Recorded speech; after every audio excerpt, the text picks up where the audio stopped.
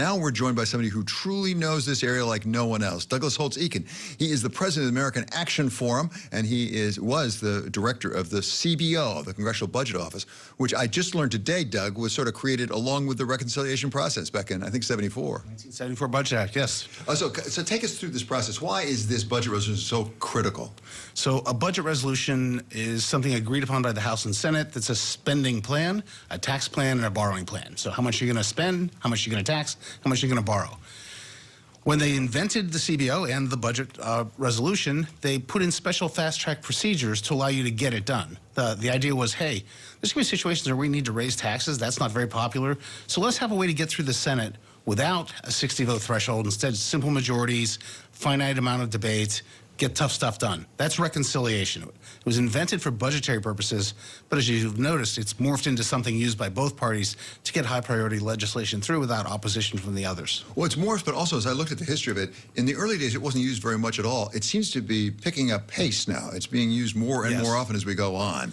It's being used more and more often because of the divisiveness in Congress and the political arena in general.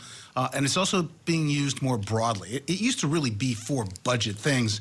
Now a big part of the game is, what can we get the Senate parliamentarian to agree to allow us to keep it in and not pitch it out as something that's inappropriate use of the Budget Act. So take a look at what specifically is being proposed right now. $3.5 trillion, I think, was the last bidding. Started at 6, by the way. Came down to $3.5 trillion. What are the prospects of actually they're getting something through before the August recess?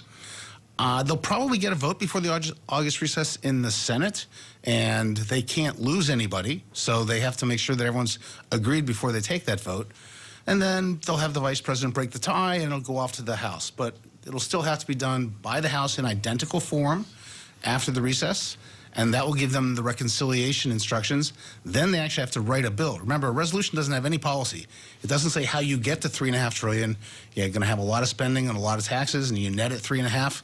Well, what is the spending? What are the taxes? That's what comes in the reconciliation bill. That's the tough stuff. So this is what I don't understand. As I understand it, when they get the resolution, it gives some targets. This is sort of how much we're going to spend in broad terms. Then they have to figure out exactly what the programs are. But at that point, if they get that through, what is the role of the Republicans? Have the Democrats basically got control of the thing at that point? If they get the budget resolution through, it'll contain these instructions. It'll say, for example, you, the Ways and Means Committee, you can raise the deficit by $100 billion. That could mean that you spend $1 trillion and raise $900 billion in taxes, but you just have to hit the target. So we don't know exactly what it's going to turn into in terms of policy. It gives the Democrats the chance to write policy in both the House and the Senate and pass it as a bill and send it to the president. But, as you might guess, getting all 50 Democrats to agree, tough. Getting it through the House and losing only 3 Democrats, tough. So getting the resolution through is by no means guaranteed that you'll get the final bill through. At the same time, as a practical matter, after all is said and done, whether it's the Bernie Sanders sort of progressive wing or it's the Joe Manchin moderate wing, do Democrats tend to rally together because they want to back their president?